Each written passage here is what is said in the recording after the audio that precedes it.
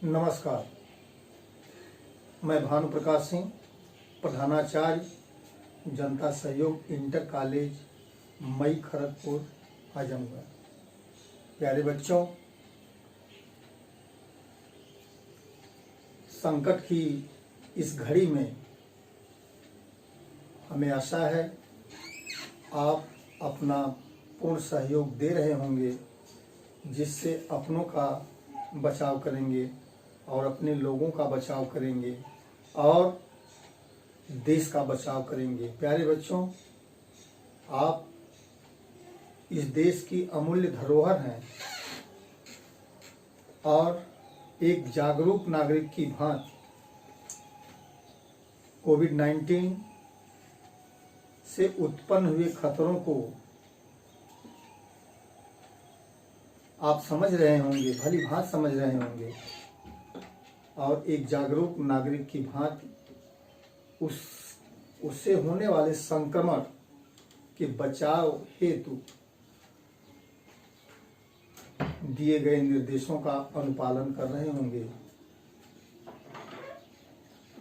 हम अपनी क्लास में वापस आते हैं।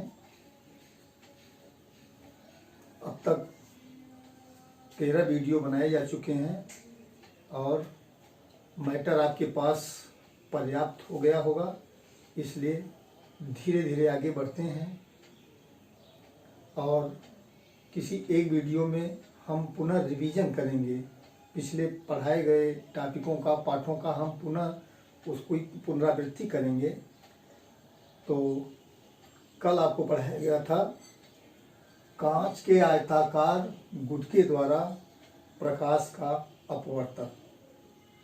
इसके लिए हमने आपको प्रयोग बताया था कि इसके लिए एक सफ़ेद कागज़ लेंगे, एक ड्राइंग बोर्ड लेंगे और कुछ पिने ले लेंगे। सफ़ेद कागज़ को ड्राइंग बोर्ड पे कस देंगे। इसके बाद उस पे जो है कांच का आयताकार गुटका रख देंगे। गुटके का सीमांकन कर लेंगे। गुटके के ऊपर की तरफ 2 पिने लगाएंगे, उनका प्रतिबिंब बनेगा। गुटके के नीचे देखेंगे और इन्हीं दोनों पिनों के प्रतिबिंब की सीध में 2 पिने और लगाएंगे। क्रमशः पिनों को उखाड़ते जाएंगे, निशान बनाते हुए उखाड़ते जाएंगे और कांच के गुटके को हटा लेंगे। इन पिनों के सीध में रेखा खींचेंगे, फिर इन दोनों पिनों के सीध में रेखा खींचेंगे। मान लेते हैं ये रेखा O बिंदु पे मिलती है और ये रेखा O डैश बिंदु पे मिलती है। इन दोनों रेखाओं को मिला देंगे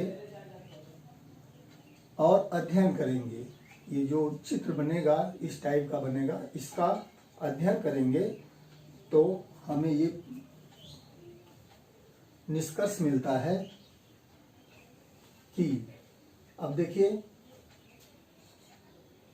कांच के गुटके के ऊपर विरल माध्यम वायु है, कांच में सघन माध्यम है और कांच के गुटके के नीचे का माध्यम वायु है, अर्थात विरल माध्यम है।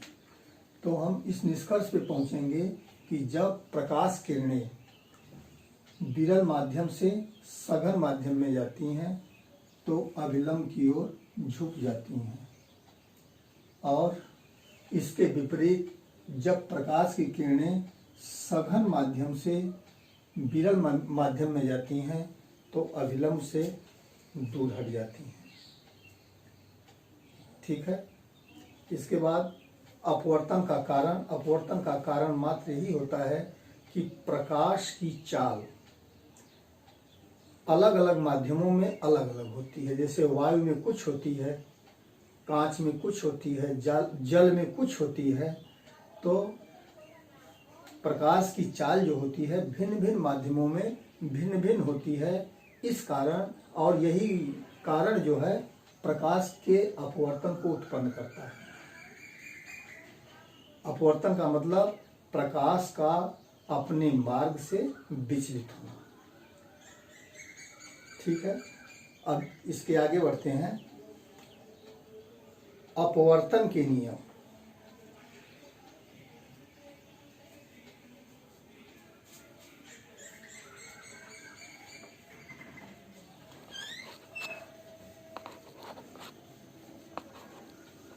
अपवर्तन के नियम।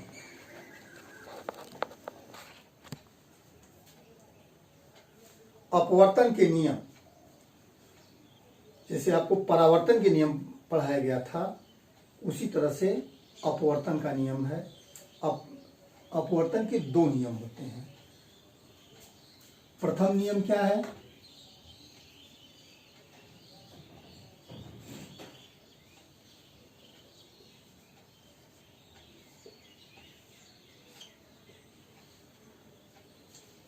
प्रथम नियम के अनुसार आपतित किरण, अपवर्तित किरण, ध्यान से सुनिएगा, आपतित किरण, अपवर्तित किरण और आपतन बिंदु पर खींचा गया अभिलंब, तीन चीजें हैं। आपतित किरण है, अपवर्तित किरण है और अभिलंब है। अभिलंब कहाँ खींचा जाता है? आपतन बिंदु पर ही खींचा जाता है। तो इसी को विज्ञान की भाषा में बोलेंगे, विज्ञान के शब्दों में, कि आपतित किरण, अपवर्तित किरण और आपतन बिंदु पर खींचा गया अभिलंब तीनों एक ही तल में होते हैं। पुनः सुन लें, अपवर्तन के नियम हम पढ़ा रहे हैं। अपवर्तन के दो नियम हैं। प्रथम नियम के अनुसार आपतित किरण, अपवर्तित किरण और आपतन बिंदु पर खींचा गया अभिलंब तीनों एक ही तल में होते हैं। द्वितीय नियम,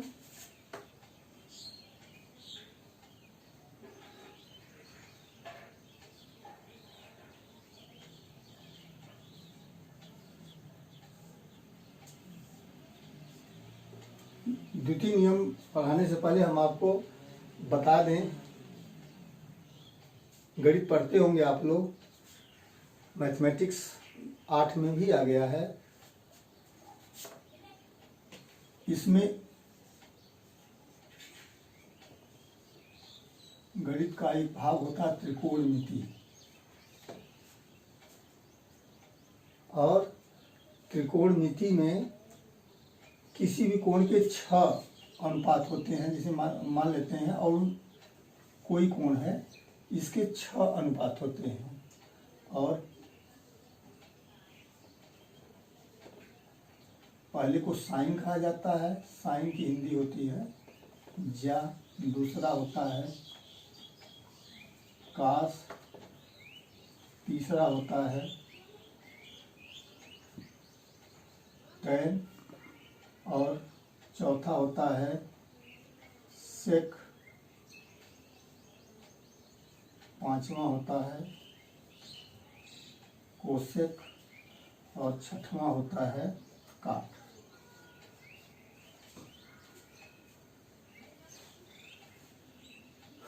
साइन, कास, टैन, सेक, सेक होता है, कोसेक और काट। तो हमको साइन से मतलब है। साइन के विषय में थोड़ा सा हम आपको बता देते हैं कि पूरी त्रिकोणमिति जो होती है वो समकोण त्रिभुज के आधार पे होती है।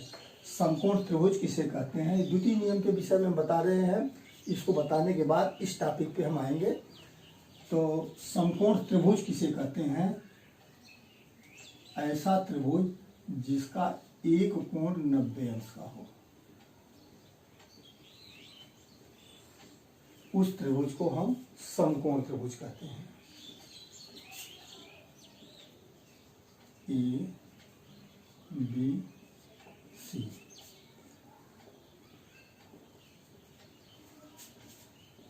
अगर इस कोण को हम ए मान लेते हैं तो इस कोण के सामने वाली भुजा को लंब कहा जाता है।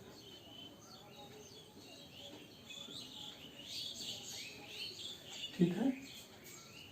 और 90 अंश के सामने की भुजा को कर्ण कहते हैं। ये भुजा AC जो होगी वो कर्ण होगी। और इस भुजा को आधार कहते हैं। हम बता रहे हैं साइन के विषय में, क्योंकि साइन की जरूरत इस नियम में पड़ेगी। तो अगर आपको पूछा जाए कि साइन ए का मान क्या होगा, साइन ए का मान, साइन ए का मान जो होगा लंब बटा कर्ण।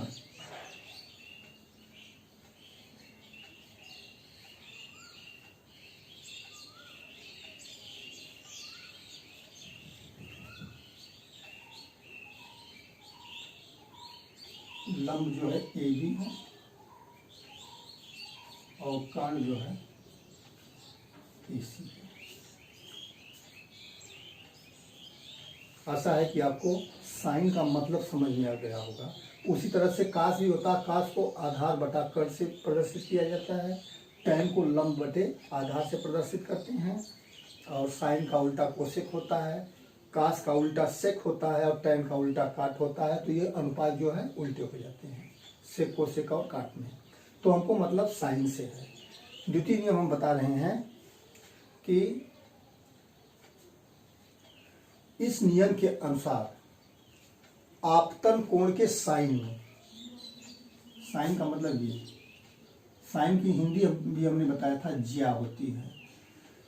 आपतन कोण के साइन में, आपतन कोण को आई से प्रदर्शित करते हैं और अपवर्तन कोण को आर से प्रदर्शित करते हैं। तो आपतन कोण के साइन में और अपवर्तन कोण के साइन में एक निश्चित अनुपात होता है। तो द्वितीय नियम में हम लिख सकते हैं कि साइन, आपतन कोण का साइन माने साइन आई होगा, अपवर्तन कोण का साइन माने साइन आर होगा। इसमें इसका अनुपात जो होता है वो स्थिरांक होता है।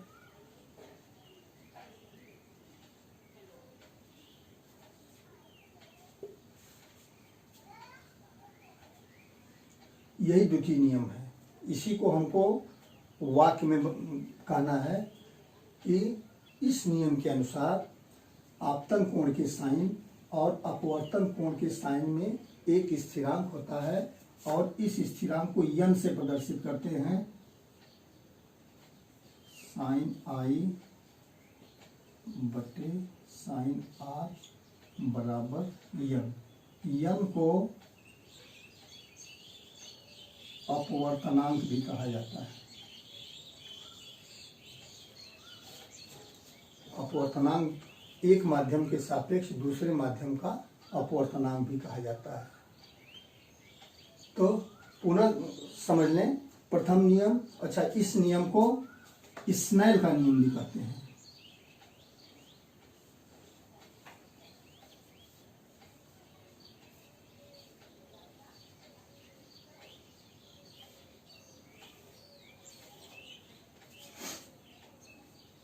प्रथम नियम और द्वितीय नियम को हम पुनः बताते हैं।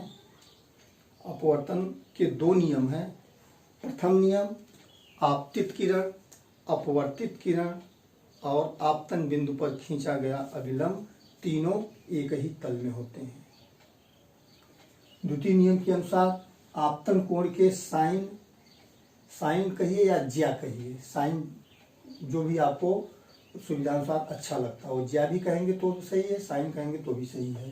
तो द्वितीय नियम के अनुसार आपतन कोण के साइन और अपवर्तन कोण के साइन में एक निश्चित अनुपात होता है। इसको हम गणितीय रूप में लिख सकते हैं साइन आई बटे साइन आर बराबर स्थिरांक, और स्थिरांक को यन से प्रदर्शित करते हैं। यन जो होता है एक माध्यम के सापेक्ष दूसरे माध्यम का अपवर्तनांक होता है। और द्वितीय नियम, ये जो साइन आई बटे साइन आर का संबंध है या द्वितीय नियम से प्राप्त होता है, इस नियम को स्नेल का नियम भी कहते हैं। ठीक है, हमको लगता है आपको समझ में आ गया। हमारा अगला टॉपिक होगा अपवर्तनांक।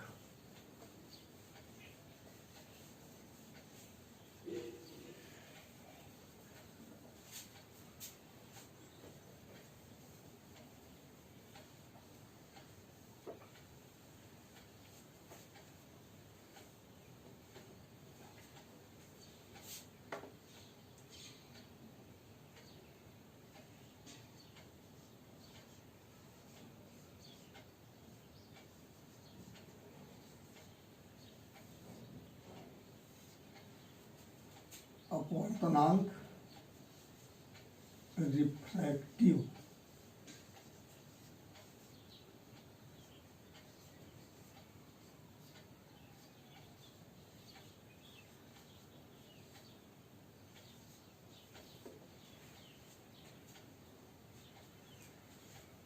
रिफ्रैक्टिव इंडेक्स या अपवर्तनांक। प्यारे बच्चों, अपवर्तन में आपको बताया गया है कि प्रकाश की किरणें एक माध्यम से दूसरे माध्यम में जाती हैं, अर्थात कम से कम दो माध्यमों का होना आवश्यक है। तो जब प्रकाश की किरण एक माध्यम तिरछे चलते हुए, तिरछे गमन करते हुए माने चलते हुए एक माध्यम से दूसरे माध्यम में प्रवेश करती है तो अपनी दिशा को परिवर्तित कर लेती है, और दिशा परिवर्तन के इस विस्तार को ही हम अपवर्तनांक कहते हैं। जब प्रकाश की किरण तिरछे गमन करते हुए एक माध्यम से दूसरे माध्यम में प्रवेश करती है तो अपने दिशा को परिवर्तित कर लेती है, और दिशा परिवर्तन के इस विस्तार को ही अपवर्तनांक नामक राशि बोला जाता है या कहा जाता है, और अपवर्तनांक को n से प्रदर्शित करते हैं।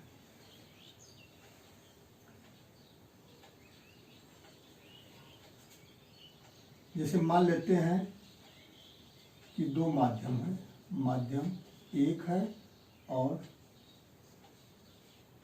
माध्यम दो है। तो प्रकाश की किरण माध्यम एक से माध्यम दो में जा रही है, तो माध्यम एक के सापेक्ष माध्यम दो के अपवर्तनांक को यहाँ पे n लिख लेंगे और इसके बाईं तरफ 1 लिख लेंगे और दाहिनी तरफ 2 लिख लेंगे। तो ये क्या हो जाएगा 1n2। इसका मतलब क्या हुआ कि माध्यम एक के सापेक्ष माध्यम दो का अपवर्तनांक। 1n2 का मतलब होता है माध्यम एक के सापेक्ष माध्यम दो का अपवर्तनांक। स्नेल के नियम में बताया गया है कि n बराबर साइन आई बटे साइन आर होता है। अगर हम मान लेते हैं कि 1n2 बराबर साइन आई बटे साइन आर, इसको समीकरण एक मान लेते हैं।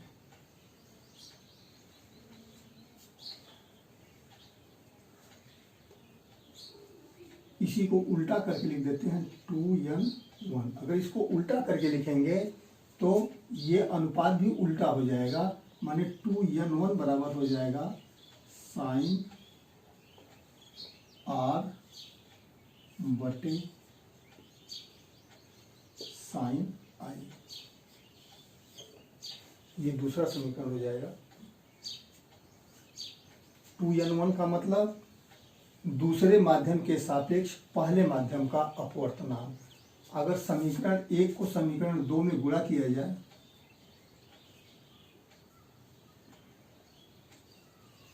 समीकरण एक गुणे समीकरण दो, तो पहले बाएं पक्ष का गुणा करते हैं। बायां पक्ष जो पहले समीकरण का क्या है 1n2 है, और दूसरे समीकरण का बायां पक्ष क्या है, इधर वाले पक्ष को बायां कहते हैं और दाहिने हाथ की तरफ वाले पक्ष को दाहिना पक्ष कहते हैं। 1n2 गुणे 2n1। अब जो है बराबर का चिन्ह लगा लेंगे, दाहिने पक्ष पे आते हैं। पहले समीकरण का दाहिना पक्ष क्या है साइन आई बटे साइन आर, और दूसरे समीकरण का दाहिना पक्ष क्या है साइन आर बटे साइन आई। देखिए ये साइन आई से कट जाएगा, साइन आर से कट जाएगा, इधर एक हो जाएगा।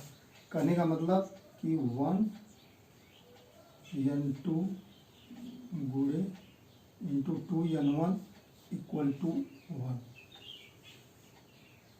ये एक महत्वपूर्ण हमको फार्मूला प्राप्त होता है। इसी फार्मूले को दूसरे रूप में भी लिखा जा सकता है, या 1n2 बराबर 1/2n1, या इसी को ऐसे भी लिख सकते हैं 2n1 इक्वल टू 1/1n2। इस फार्मूले के 3 रूप बनेंगे, एक ये होगा, दूसरा ये होगा और तीसरा यह होगा। अपवर्तनांक को हम पुनः बता देते हैं कि जब प्रकाश किरणें तिरछे गमन करते हुए एक माध्यम से दूसरे माध्यम में प्रवेश करती हैं तो अपनी दिशा परिवर्तित कर लेती हैं, माने अपने मार्ग से विचलित हो जाती हैं। जिस दिशा में जा रही होती हैं उस दिशा को बदल देती हैं, परिवर्तित कर लेती हैं। दिशा परिवर्तन के विस्तार को ही अपवर्तनांक कहते हैं, और अपवर्तनांक को यन अक्षर रिफ्रैक्टिव इंडेक्स यानी अपवर्तनांक को यन से प्रदर्शित करते हैं। मान लेते हैं कि प्रकाश की किरण हमारे पास 2 माध्यम है, एक माध्यम 1 है और दूसरा माध्यम जो है माध्यम 2 है, और प्रकाश की किरण माध्यम 1 से माध्यम 2 में जा रही है। तो स्नेल के नियम का प्रयोग करेंगे, अर्थात अपवर्तन के दूसरे नियम का प्रयोग करेंगे। 1n2 बराबर होगा साइन आई बटे साइन आर।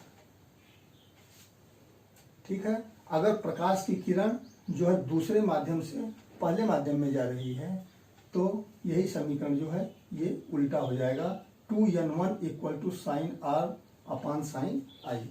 अब इन दोनों समीकरणों का गुणा करें तो हमें प्राप्त होगा 1n2 into 2n1 equal to sine i बटे sine r into sine r बटे साइन आई। बाएं पक्ष का बाएं पक्ष में गुणा किया गया है, इसमें घबराने की जरूरत नहीं है। बाएं पक्ष का बाएं पक्ष में गुणा करेंगे और दाहिने पक्ष का दाहिने पक्ष में गुणा करेंगे तो ये साइन आई कट जाएगा, साइन आर से कट जाएगा, इधर केवल 1 आएगा, माने हमको ये समीकरण प्राप्त होगा 1n2 into 2n1 equal to 1। हमको इसी की सहायता से 2 नए संबंध और प्राप्त होंगे जो ये है 1n2 इक्वल टू 1/2n1 या 2n1 इक्वल टू 1/1n2। तो आज के लिए बस इतना ही। अध्ययन करते रहें, सामाजिक दूरी बनाए रखें और संकट की इस घड़ी में देश का सहयोग करें। आपका सहयोग बहुत ही महत्वपूर्ण है जो इस देश को संकट से उबार सकता है। धन्यवाद, नमस्कार।